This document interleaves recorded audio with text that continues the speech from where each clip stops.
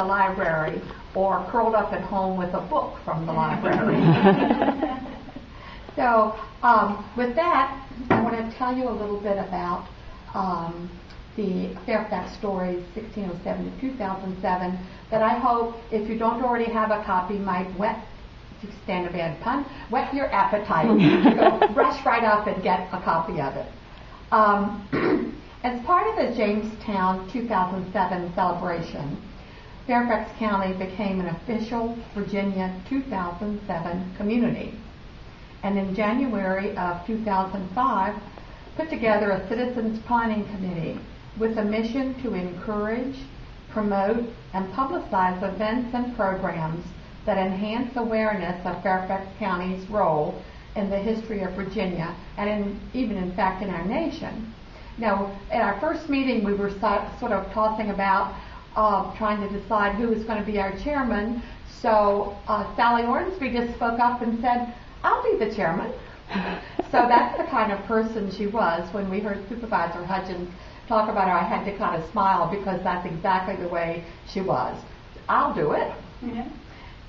Early on, there was a strong interest in creating a legacy, to create something that would live on beyond 2007. A subcommittee was formed, and we were fortunate enough to have Mayo Stutz, who's here today, and you'll be hearing from him pretty soon. He's a prominent county historian, and he joined our subcommittee. And he told us this little story.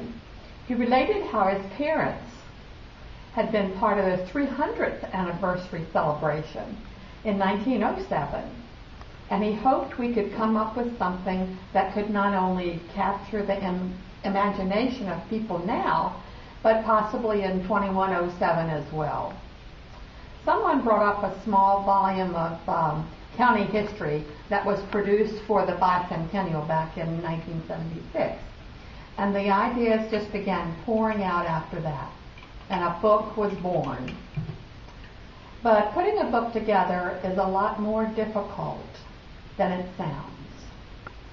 And although many people volunteered many, countless hours on the project, there were two women who deserve special thanks for their efforts.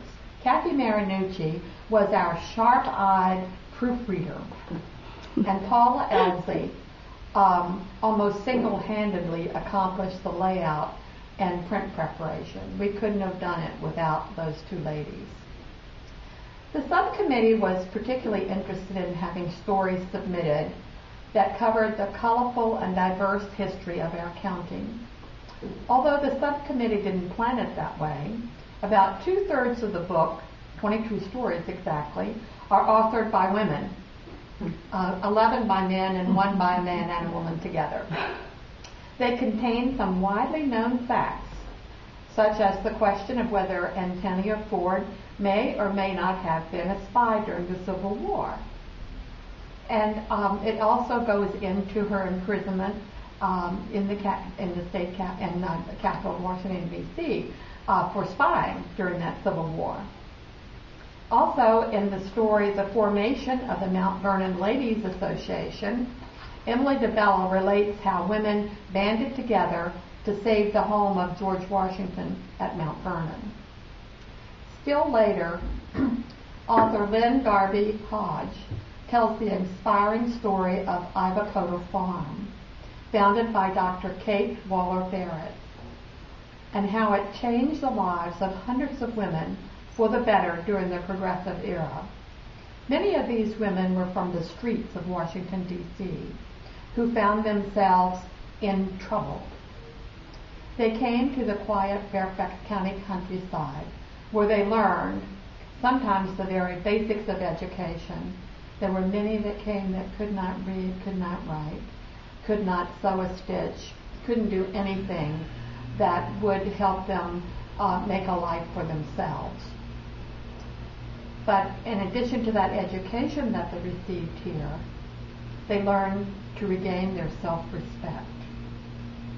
It was during this same era, while this country were fighting for the right to vote, author Bernice Colvard, who is the historian for the League of Women Voters in Fairfax, writes eloquently of how women of class and character were arrested and imprisoned at the Occoquan Workhouse in Lorton in Fairfax County, and how harshly they were treated.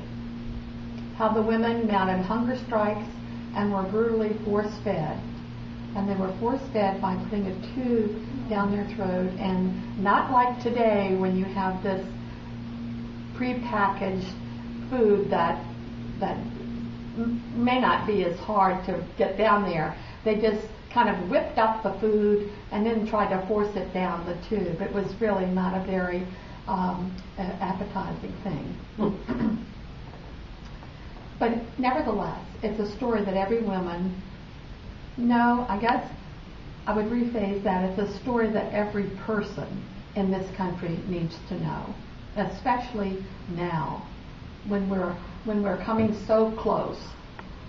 Moving along to later in the 20th century, author Linda Olson Pebbles tells the story of Judy Street, a member of the Mount Vernon Unitarian Church and a Fairfax County resident, who answered the call in 1965 to march for voting rights in Alabama at a time of great racial strife. Quoting from a first-person account by Judy, Pebbles tells how Judy's sleeping in poor black little churches, eating whatever was offered, and of hearing Martin Luther King speak at the state capitol down in Alabama. And quoting her, it says, "There was a great feeling of exhilaration and pride and solidarity all over the great, huge gathering."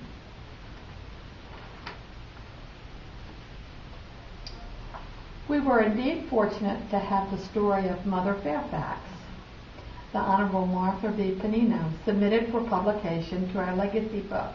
And that came around sort of a comical thing. We had a gentleman who submitted the story on Jack Harity. And when Sally Ormsby heard that, she said, "We have to have something on Martha Panino."